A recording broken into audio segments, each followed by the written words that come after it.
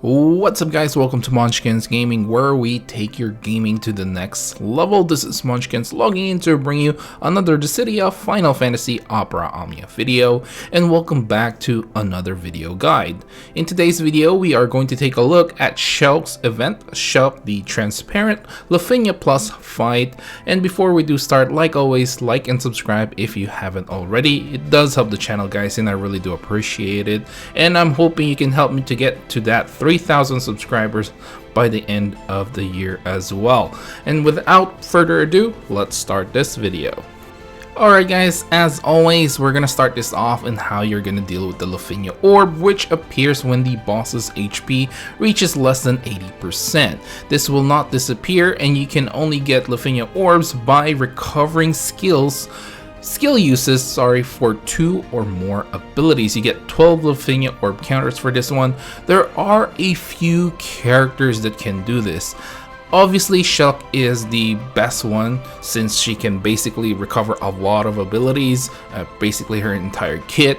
Vayne, Prompto, and Agrias can do this. I believe Vayne with his EX, which I use. Prompto and Agrias can use their LDs in order to recover those skills, and Quistis and Galuf can use their additional ability to actually gain those or recover those skills as well.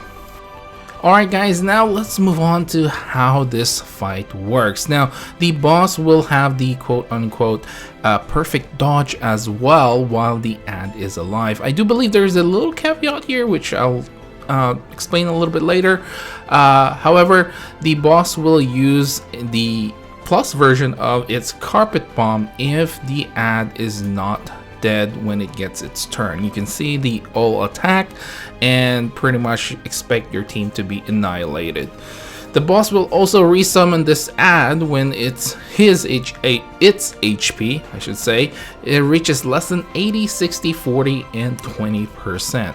Now the boss does get a debuff when the ad is killed, which is nice, I suppose, in a certain way. Now when the boss's HP reaches less than 30%, it will also enter runaway mode. Now do expect the plus variant of Carpet Bomb to come at you, so delay as if your life depends on it.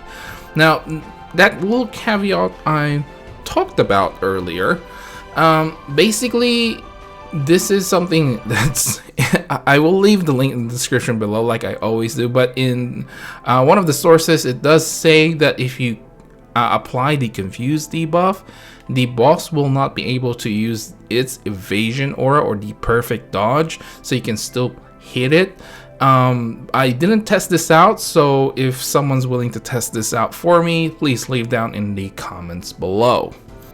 Alright, now let's move on and how you're gonna deal with this fight. Now first and foremost, delay and turn manipulation is going to be quite essential in this fight, since you will need to kill the ad ASAP before the boss gets a turn.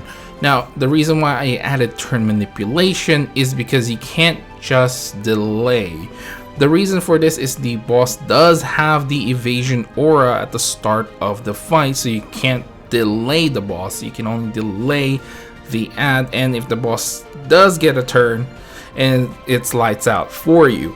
So the idea is you mix in a little bit of turn manipulation here and there, and in order for you to basically kill the ad and then delay the boss as much as you can. Now obviously Setzer is still quite a valuable character, since he can once again, I think I've repeated this in like more than 5 of my videos, he can basically skip all the damage reduction buffs that, you know, Lufenia Plus does, plus he can also still delay and apply freeze, which is really good.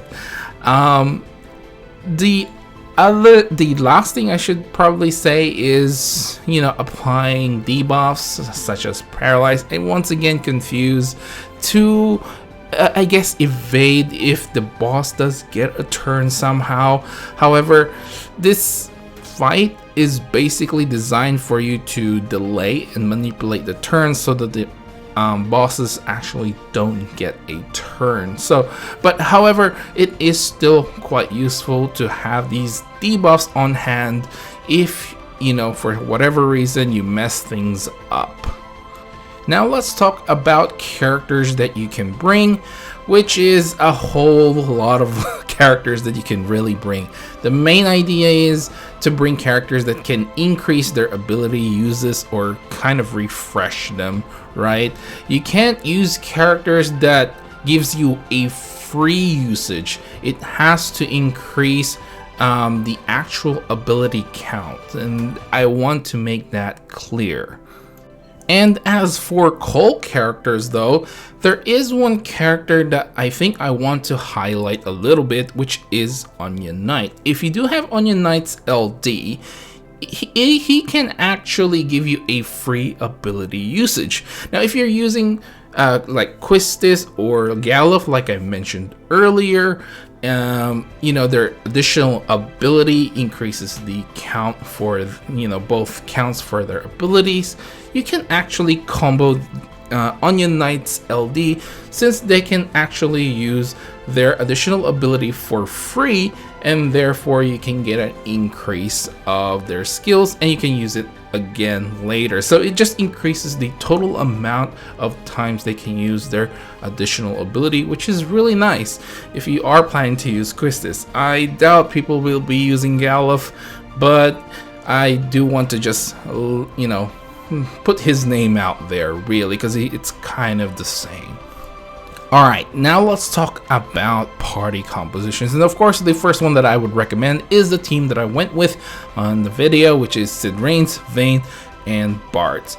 Ferris, Gabranth, and Amethyst Lion for my calls, and Setzer for the support, and Ramuh for the summon. Now the idea here is, you know, using Bards' BT plus effect, and basically using Cid Rains and Vayne to do a lot of the damage. Now, one thing I forgot to mention is the ad is immune to knockback, I believe, and so Cid Rains won't be able to do a lot of damage to it. However, you have Vayne as your backup and basically destroying that ad, and then, you know, once the boss is easy enough to attack, then Cid Rains will shine. And I suppose Setzer is going to be somewhat of a backup if you have used up all of Bards' BT effect. Other than that, you can probably get another Bards really as your support if you really don't feel like using Setzer. Alright guys, now let's move on to the next one, Tifa, Vayne, and Bards, with a call team of Jack, Mog, and Kurosame, Cid Rains for the support, and Odin for the summon. Now, this team is basically single target orientated. Tifa is obviously gonna smash that ad and still smash the boss as well. You can have some knockbacks here and there as well, and added Cid Rains for the extra damage. Now, another thing that I actually forgot to mention is the boss actually has a lot of HP, and if you don't have the damage to back up everything, then you will probably not reach the turn requirement. I did try this out with a different team composition before, and I just ran out of turns, unfortunately, because the boss is such an HP damage soaking tank, or should I say helicopter in this case. Now the last team I have for you guys is Agrias, Cid Rains, and Yuna, with a call team of Kurosame, Ash, and Jack, and Cid Rains once again for the support. Summon, I went with Ifrit on this one. However, you can change things up for this. You can actually bring Pandemonium if you want. It just increases more of your damage when you know, when your enemies are on knockback. So the idea here is kind of the same. Cid Rains, a lot of attack, Yuna's BT effect. Personally, I still prefer Bards, just because of that, because he has his BT plus basically. Yuna, you will have to just make do with her BT. With BT Plus, you can have the burst effect twice, and that's just my personal preference. But Yuna is still usable in this fight. And once again, Agrius, you know, for the Lufenia orb counter. Plus, again, if you don't mind testing out the confuse thing, I would highly appreciate it. Alright guys, so we're finally at the end of this video, and of course I'll give you guys my final thoughts. This fight itself wasn't too bad actually. It was actually pretty straightforward. I think if anything, the issue here is the limited amount of characters that can actually increase their ability usage. There's only very few characters that can do this, so meeting that Lufenia orb mechanic, it can be daunting. And if you don't have any of the characters that I mentioned, it's just very hard to pull this off. However, if you do have at least one of those characters, then this fight, the fight itself isn't too bad. Now, like I said, something I forgot to mention, you know, very early in the video, is the boss is quite tanky, and you still need to do a certain amount of damage in order to meet the turn requirement.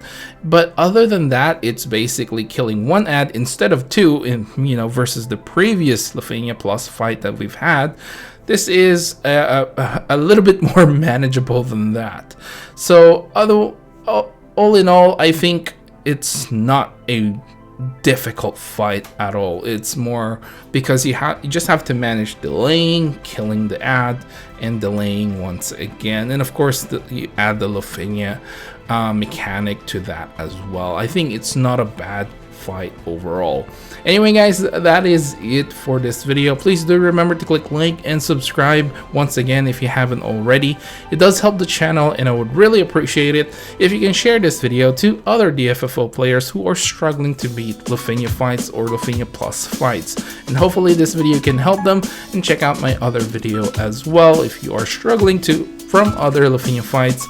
Unfortunately, some of the videos are obviously outdated because of the fact that I do try to record these, you know, once the event comes out. So there's some characters that I obviously would do a lot better on those videos, but the video is still going to be quite helpful, even if I do say so myself. And hopefully it does help you. Anyway, that is it. Please make sure to follow me on Facebook and on Twitter as well at Munchkins Gaming. Once again, leave down in the comments below if you test out that confused thing for me, plus your team for this fight. And if there's anything that I miss, leave it all down in the comments below. This is Munchkins logging off. Thank you very much for watching, and I'll see you guys in the next level.